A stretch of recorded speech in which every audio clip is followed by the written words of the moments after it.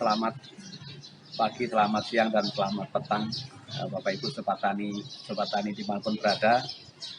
Kami ini berada di salah satu unit pelaksanaan teknis karantina pertanian, tepatnya di Balai Karantina Pertanian kelas 1 Kupang. Saya bersama Bapak Dr. Hewan Julius selaku Kepala Balai melihat secara langsung instalasi karantina.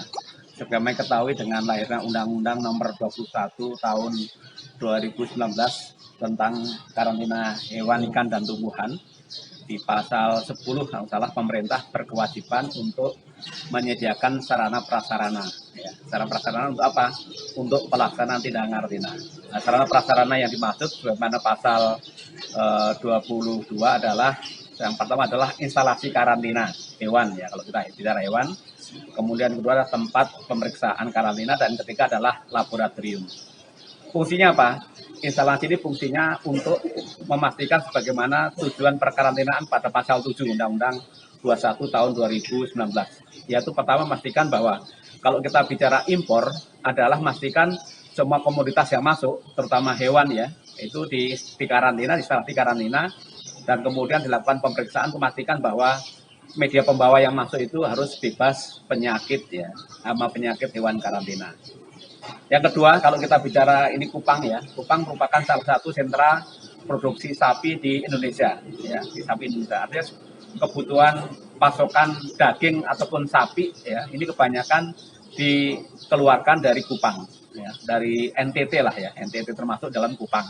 Ini kita melihat yang ada beberapa sapi yang sedang dilakukan instalasi, itu memastikan sebelum sapi-sapi ini dikirim keluar ya, baik ke Jakarta ataupun ke Kalimantan itu ya, itu harus pastikan bahwa penyakit yang sapi ini sudah kita periksa dengan baik. Oleh karena itu di samping IKH, kita juga di BKP Kupang ya juga menyiapkan laboratorium ya, laboratorium.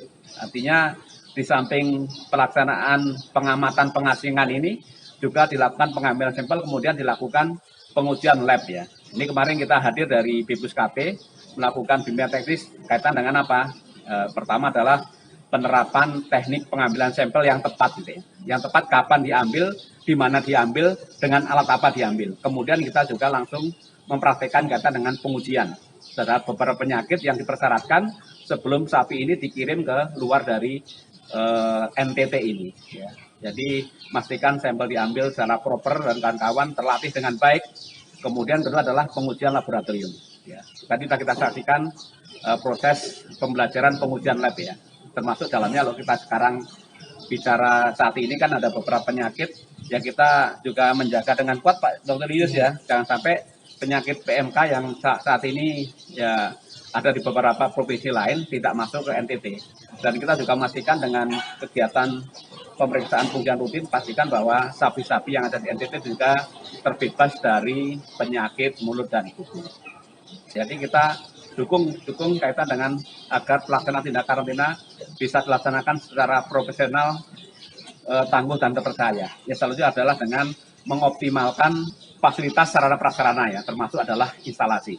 Ini kita lihat ini contoh instalasi yang bagus itu ya, bisa menjadikan percontohan nasional instalasi karantina yang dibangun oleh Karantina Kupang.